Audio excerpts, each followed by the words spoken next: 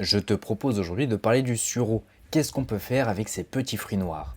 Alors, je te mets tout de suite en garde, on ne peut pas les manger crus car le sureau est toxique, que ce soit ses feuilles ou ses fruits. Donc, il va falloir les faire cuire.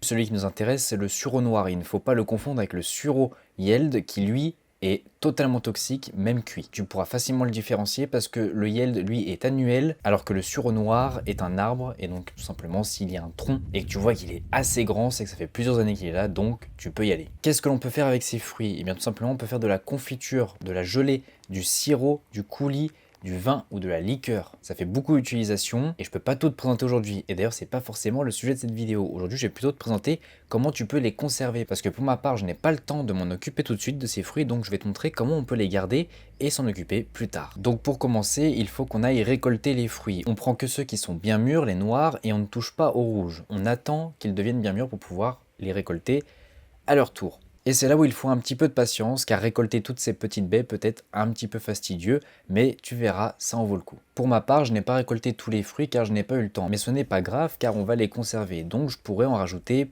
au fur et à mesure que j'en cueille dans les prochains jours. Donc une fois que tu as ramassé tes baies, tu vas les rincer. Pour ma part, je les fais simplement tremper dans un saladier d'eau et je les remue, les frotte un petit peu pour enlever tout ce qui pourrait être saleté, poussière, tout ce qu'on ne veut pas au final pour plus tard. Et une fois que c'est fait, je les pèse pour savoir combien de grammes j'ai déjà ramassé. Donc là, bon, coup de chance, c'était 50 grammes tout rond. J'aurais voulu le faire, j'aurais pas réussi. Comme ça, je sais au fur et à mesure combien de grammes j'ai dans mon congélateur. Parce que oui, on va les congeler pour les conserver. Par la suite, on les met dans un sachet congélation et direction le congélateur. Et comme ça, j'aurai plus qu'à rajouter au fur et à mesure dans mon sachet mes prochaines récoltes. Voilà, c'est pas plus bête que ça et on se retrouvera d'ici quelques mois quand je te présenterai qu'est-ce que j'en ferai réellement.